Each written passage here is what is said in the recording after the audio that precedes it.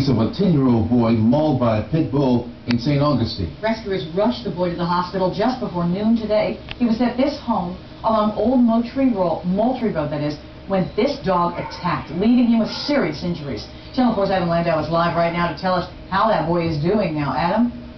Mary, we're told that boy is going to need reconstructive surgery because there is so much damage to his face. Officers say the dog kept biting his face and his neck. They say this is one of the worst attacks they've seen in a long time. This pit bull is calm inside a cage at Animal Control. But just hours ago, officers say it almost tore off part of a 10-year-old boy's face. Here he is being rushed to the hospital. We're told the dog bit through the boy's mouth, punctured his neck, just missing his jugular, and tore into his right bicep. Officers say the dog kept attacking until the boy was able to fight his fear and just lie still. At more than 75 pounds, officers say the dog couldn't be stopped by trying to fight back. A dog of that nature, it would be hard for a 160-pound man to handle that dog. Let alone a kid. Let alone a child. Officers say the boy and his dad were visiting this St. Johns County home. We're told they had been there before and the boy knew the dog. Officers say the 10-year-old and the dog were alone. That's when everyone else heard the screaming.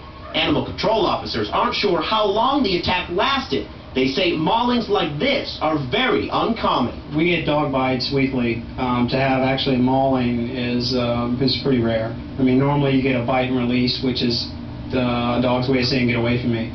But to have multiple puncture wounds and disfiguring lacerations, it's pretty rare. Now, the owner of the dog told Animal Control that that dog has never done anything like this before.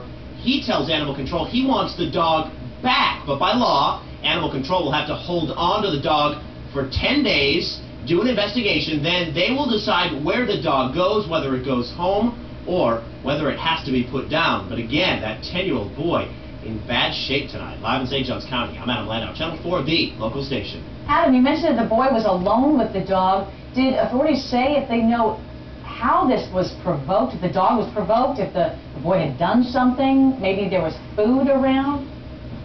They're not sure right now, Mary, but you're right. The boy was alone in some part of the house with the dog while the adults were somewhere else.